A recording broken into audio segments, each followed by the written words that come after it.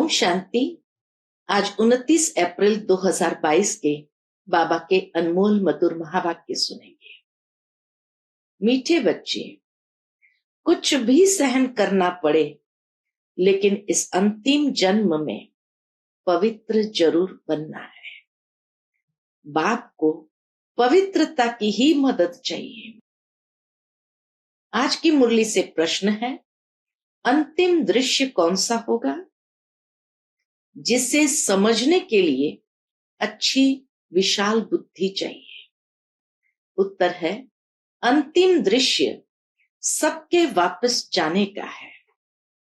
कहा जाता है, राम गयो रावण गयो, गयो बहु परिवार। बाकी सृष्टि की सफाई करने वाले, नई दुनिया की तैयारी करने वाले थोड़े बचेंगे। कुछ आत्माएं सफाई करने के लिए और कुछ आत्माएं नई दुनिया की तैयारी करने के लिए बचेंगे। हम भी जाएंगे। फिर जहां जीत वहां जन्म होगा। भारत में ही जीत होगी, बाकी सब खलास हो जाएंगे। राजाएं आदि जो धनवान होंगे वह बचेंगे, जिनके पास हमारा जन्म होगा। फिर हम सृष्टि के मालिक बनेंगे। यह समझने के लिए विशाल बुद्धि चाहिए। आज की मुरली से पहले गीत बजा है, नैनहीन को राह दिखाओ प्रभु जी। ओम शांति। बच्चों ने गीत सुना। कहते हैं, गीत में कहते हैं, हे प्रभु हम अंधे हैं, दर दर पग पग ठोकरें खाते रहते हैं। अपने को आप ही कहते हैं कि हम अंधे की औलाद अंधे हैं। हे प्रभु आओ। गुरुओं के दर, मंदिरों के दर पर, नदियों के दर पर धक्के खाते रहते हैं। अर्थ तो नहीं जानते कि हमारा वह बाप है। प्रभु को भी अनेक नाम दे दिए हैं। कहते हैं, निराकार नाम रूप से न्यारा है। अब नाम रूप से न्यारी तो कोई चीज होती नहीं।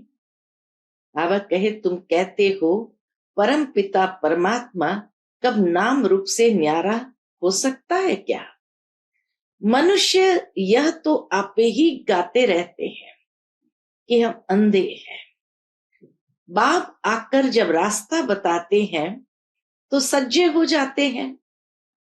बाप जो ज्ञान का सागर है वह तुम बच्चों को पढ़ाते हैं। क्या पढ़ाते हैं? मुक्ति, जीवन मुक्ति का रास्ता बताते हैं। और कोई भी साधु संत सन्यासी मुक्ति जीवन मुक्ति का रास्ता नहीं बता सकते, तो उनको गुरु कैसे कह सकते हैं? जब रास्ता नहीं बता सकते तो बाबा कहे तो उनको गुरु कैसे कह सकते? ड्रामा में उनका पार्ट है। साधु सन्यासी महात्माओं का भी पार्ट है। क्या पार्ट है? भारत को पवित्रता पर थमाना है।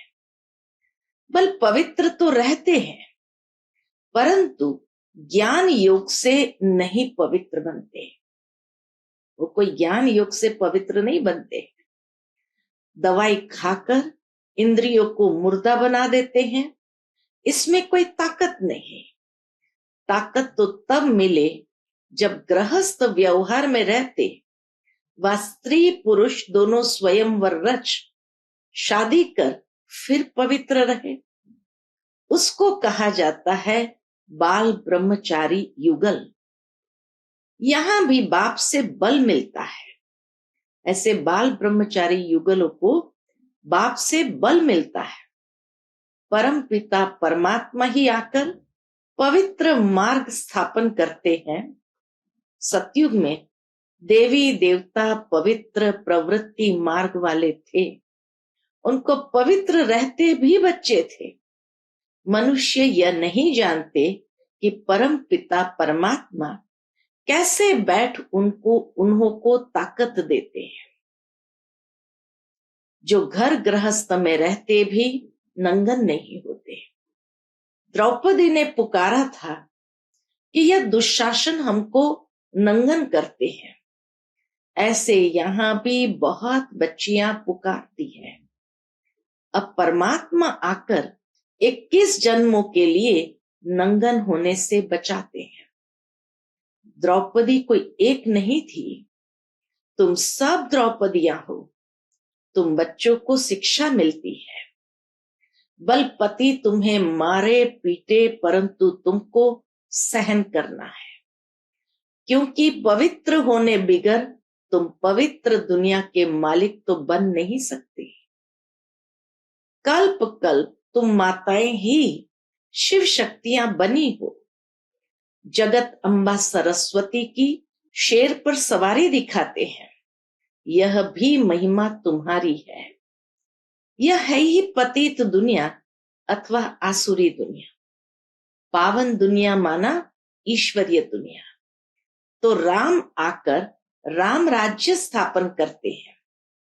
पवित्रता फर्स्ट।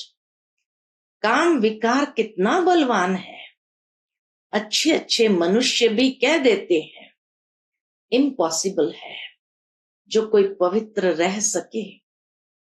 अरे बाबा कहे, अरे सतयुग में देवी देवताएं संपूर्ण निर्विकारी थे। तुम महिमा गाते हो, आप सर्वगुण संपन्न हो, हम नीच पापी है, तो उनको बनाने वाला कोई तो होगा ना। बाप ने संगम युग पर आकर के सतयुग की स्थापना की है। बाप ही आकर आसुरी दुनिया को दैवी दुनिया बनाते हैं। लोग तो पतित का अर्थ भी नहीं समझते। अरे तुम पुकारते हो कि हम सब पतित हैं, हे पतित पावन आओ। भारत पवित्र था तो डबल सिरताज था। अब तुम हर एक की बायोग्राफी को भी जानते हो। अब तुम बाप के बने हो, तुमको गॉड फादर ही बुद्धि में याद आता है। वह बाप निराकार है, परम धाम में रहने वाले हैं। ऐसे बाप को बिल्कुल नहीं जानते। दुनिया के मनुष्य बिल्कुल नहीं जानते। मनुष्य इस समय बहुत दुखी है। मौत का देखो कितना डर लगता है। अब बाप कहते हैं मौत सामने खड़ा है। पहले खून की नदियां बहेगी, फिर दूध की नदियां बहेगी। अब बाप तुमको विषय सागर से निकाल क्षीर सागर में ले जाते हैं। लक्ष्मी नारायण क्षीर सागर सतयुग में है। यहां तो दूध पानी के लिए भी नहीं मिलता, पाउडर मिलता है। यहां तो बाबा कहे दूध पानी के लिए भी नहीं मिलता, पाउडर मिलता है। सतयुग में कोई चीज की कमी नहीं रहती। बरोबर भारत पहले स्वर्ग था, अभी नरक है। एक दो को डसते रहते हैं। शक्ल भी मनुष्य की है, परंतु चलन गंदी है। एक दो में लड़ते झगड़ते रहते हैं। है ही पाप आत्माओं की दुनिया, तो सदाचारी कहां से आए। कोई ने दान पुण्य किया तो सदाचारी हो गया क्या। दुनिया में समझते हैं थोड़ा सा दान पुण्य किया तो ये सदाचारी हो गया। अभी तो सब रावण की मत पर है। देवताएं कितने पवित्र सुखी थे। राम राज्य और रावण राज्य किसको कहा जाता है, यह भी भारतवासी नहीं जानते। राम राज्य चाहते हैं, परंतु वो कौन स्थापन करते हैं ये नहीं जानते। इस समय मनुष्य को जो पैसा दो तो उससे पाप ही करते रहते हैं। मनुष्य के पास थोड़ा भी पैसा आ गया तो बाबा कहे उससे पाप ही करते हैं, क्योंकि है ही पाप आत्माओं की दुनिया। अब तुमको चलना है बाप की मत पर। तुम समझते हो हम तो बाप से वर्षा लेंगे ही, लेकिन ये अंतिम जन्म पवित्र बनो। 63 जन्म तुम विकार में गए हो, अब एक जन्म पवित्रता की मदद करो, तो पवित्र रहना पड़ेगा। कृष्ण गोरा था, फिर काम चिता पर बैठने से अब श्याम बने हैं, फिर ज्ञान चिता पर बैठने से गोरा स्वर्ग का मालिक बनते हैं। तुम ही देवता थे, अब असुर बन गए हो। ये चक्र है, पूज्य सो फिर पुजारी। सन्यासी कह देते हैं, आत्मा सो परमात्मा। सन्यासी कह देते, आत्मा सो परमात्मा। रात दिन का फर्क हो गया, ड्रामा अनुसार सबको गिरना ही है। अब तुमको गुरुओं का गुरु, पतियों का पति, बेहद का बाप मिला है, तो उनकी श्रीमत पर चलना है। परमपिता परमात्मा को तो मानते हो ना, शिव जयंती भी मनाते हैं, परंतु समझते नहीं तो शिव बाबा ने क्या आकर किया, कैसे किया। सोमनाथ का इतना बड़ा मंदिर बनाया है, जरूर भारत में ही आए हैं। कैसे आया, क्या किया, कुछ भी बता नहीं सकते। यह भी परंपरा से चला आता है। ये कहेंगे गंगा का मेला, कुंभ का मेला, कहते हैं परंपरा से चलाता है। यह सब उल्टा बताते हैं। क्या सतयुग में ही दुनिया पतित थी? बाबा पूछते, क्या सतयुग में ही दुनिया पतित थी? जो कुछ बताते हैं अर्थ कुछ भी नहीं समझते। इसको भक्ति मार्ग कहा जाता है। क्राइस्ट आया, फिर कब आएगा कोई को पता ही नहीं है। प्रदर्शनी में तुम हजारों को समझाते हो, फिर भी फोटो में कोई निकलता है। अभी तुम बेहद के बाप से बेहद का वर्षा पाते हो। तुम जानते हो अभी दुनिया बदल रही है। तुम कहते हो कि हम सन्यासियों को भी पवित्र रहकर दिखाएंगे। आगे चलकर वे लोग भी मानेंगे कि इन्हों को शिक्षा देने वाला परम पिता परमात्मा है। तुम सिर्फ ये सिद्ध कर बताओ कि बाप सर्वव्यापी नहीं है। बस ये मुख्य बात बाबा कह, सिद्ध करके बताओ। गीता श्री कृष्ण ने नहीं गाई है तो उनकी एकदम आबरू चट हो जाए। ये सब पिछाड़ी में होगा। तुम बच्चे अभी समझते हो परम पिता परमात्मा हमारा बाप है। पहले सूक्ष्म वतन में ब्रह्मा विष्णु शंकर यह रचना रचते हैं। ब्रह्मा है प्रजापिता, ब्रह्मा ही ब्राह्मण पैदा करते हैं। ब्राह्मण वर्ण है सबसे ऊंचा। शिव बाबा के मुख वंशावली ब्राह्मण, वह है कुख वंशावली। बाप की श्रीमत पर चलने से तुम पावन बनने वाले हो। देहधारियों को भूल जाना है। मेहनत है ना। अभी नाटक पूरा होता है, जो भी एक्टर्स है सब चले जाएंगे, बाकी थोड़े रहेंगे। राम गयो, रावण गयो, गयो बहु परिवार, बाकी बचेंगे कौन? दोनों तरफ के थोड़े थोड़े ही बचेंगे, बाकी सब वापस चले जाएंगे। राम और रावण दोनों तरफ के थोड़े थोड़े ही बचेंगे, बाकी सब वापस चले जाएंगे। फिर मकान आदि बनाने वाले, सफाई करने वाले भी बचते हैं। रावण के तरफ से कौन बचता है? मकान बनाने वाले, सफाई करने वाले भी बचते हैं। समय चाहिए ना, हम भी चले जाएंगे। तुमको राजाई में जन्म मिलेगा, वो फिर सफाई करते हैं। बाबा ने कहा है, जहां जीत वहां जन्म। भारत में ही जीत होगी।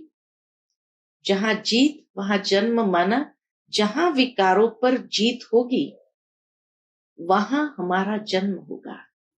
तो भारत में ही जीत होगी, बाकी वह सब खलास हो जाएंगे। राजाएं आदि जो धनवान होंगे वह बचेंगे जिनके पास तुम जन्म लेंगे। सारी सृष्टि का फिर तुमको मालिक बनना है। ऐसे भी नहीं यहाँ का धन दौलत कोई तुमको वहां काम में आएगा। यहाँ की मिल्कियत तो वर्थ नॉट अ पेनी है। वहां सब कुछ नया बन जाएगा। हीरे जवाहरों की खानियां भरपूर हो जाएगी, नहीं तो महल कहां से बनेंगे। कितनी बुद्धि चाहिए समझने की, विशाल बुद्धि चाहिए समझने की। तुम बच्चे अभी डबल अहिंसक बनते हो। तुम जानते हो कि हम कोई भी हिंसा कर नहीं सकते। यहां तो डबल हिंसा है। सतयुग में हिंसा होती ही नहीं, उनको ही स्वर्ग कहा जाता है। बाप कहते हैं तुम समझते हो ना, यह ज्ञान शाहूकारों के लिए मुश्किल है। बाबा है गरीब निवास, शिव बाबा तो दाता है। ये मकान आदि भी सब तुम्हारे लिए ही है। विश्व का मालिक तुमको ही बनाता हूं, तो फिर मैं नए मकान में क्यों बैठूं। बाबा कितना निर्माणता से कहते हैं, विश्व का मालिक तुमको ही बनाता हूं, तो फिर मैं नए मकान में क्यों बैठूं। ये बाबा कहे हम तो नहीं बैठेंगे, और इसीलिए बाबा पुराने घर में ही रहे। बाबा कहते हैं मैं नहीं बैठता तो तुम कैसे बैठेंगे। शिव बाबा कहते हैं मैं अभोक्ता असोचता। अभोक्ता असोचता का अर्थ क्या है। शिव बाबा कहते हैं मैं अभोक्ता असोचता। अभोक्ता असोचता का अर्थ क्या है, यह भी तुम ही जानते हो। अच्छा, मीठे मीठे सिकिलदे बच्चों प्रति माता पिता बाप दादा का याद प्यार और गुड मॉर्निंग। रूहानी बाप की रूहानी बच्चों को नमस्ते। हम सब रूहानी बच्चों की रूहानी माता पिता बाप दादा को याद प्यार, गुड मॉर्निंग और नमस्ते नमस्ते। शुक्रिया बाबा, शुक्रिया। आज की मुरली से धारणा के लिए मुख्य सार है। पहली पॉइंट, अब नाटक पूरा हो रहा है, वापस घर चलना है, इसलिए पावन जरूर बनना है। कोई भी देहधारी को याद नहीं करना है।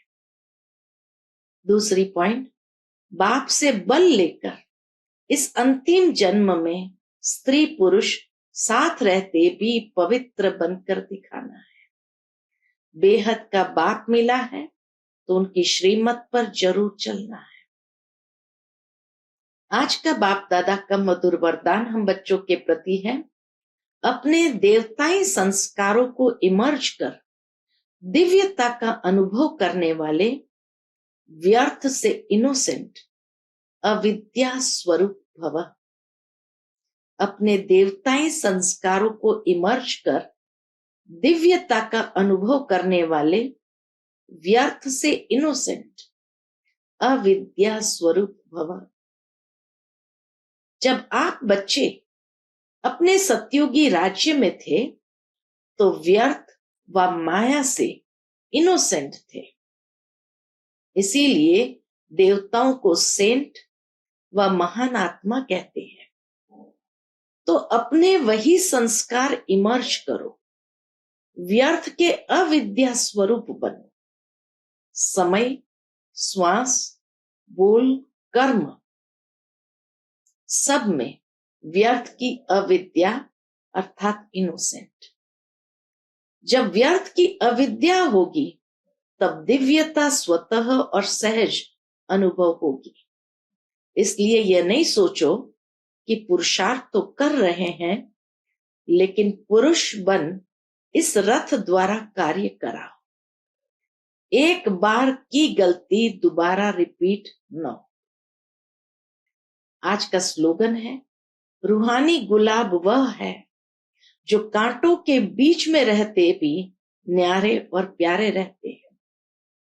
रूहानी गुलाब वह है जो कांटों के बीच में रहते भी न्यारे और प्यारे रहते हैं। उसके बाद मातेश्वरी जी के अनमोल महावाक्य है।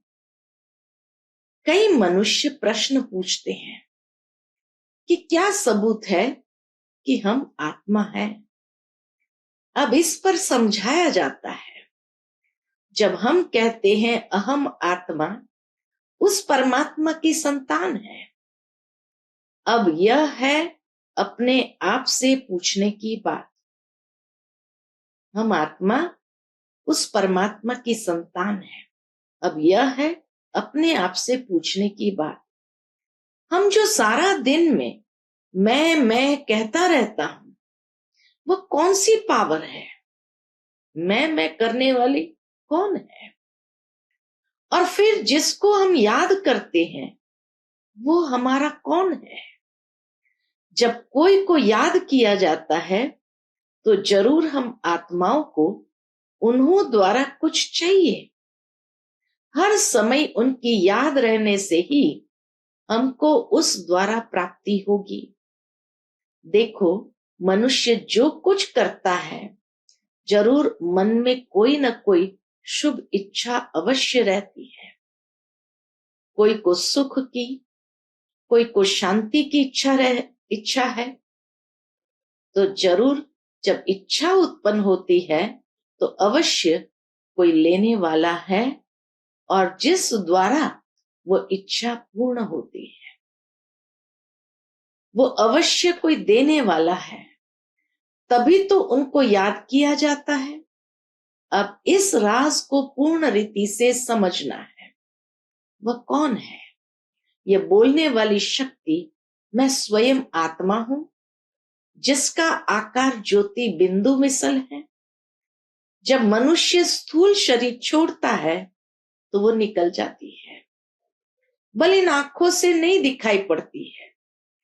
अब इससे सिद्ध है कि उसका स्थूल आकार नहीं है। आत्मा का कोई स्थूल आकार नहीं है, नहीं तो आंखों से दिखाई पड़ता था।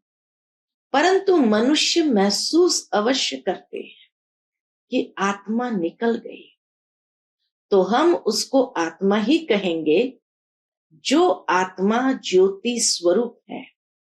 तो अवश्य उस आत्मा को पैदा करने वाला परमात्मा भी उसके ही रूप मुआफिक होगा। जो जैसा होगा, उनकी पैदाइश भी वैसी होगी। फिर हम आत्माएं उस परमात्मा को क्यों कहते हैं कि वो हम सर्व आत्माओं से परम है? क्योंकि उनके ऊपर कोई भी माया का लेप छेप नहीं है। बाकी हम आत्माओं के ऊपर माया का लेप छेप अवश्य लगता है, क्योंकि हम जन्म मरण के चक्र में आती है। अब यह है आत्मा और परमात्मा में फर्क। हम जन्म मरण में आते हैं, लेप छेप माया का लगता है। परमात्मा इस चक्र में नहीं आते, न लेप छेप लगता है। अच्छा, Om Shanti. To watch Peace of Mind channel videos on YouTube, subscribe us on youtube.com/TV Peace of Mind. Just a click for a peaceful life.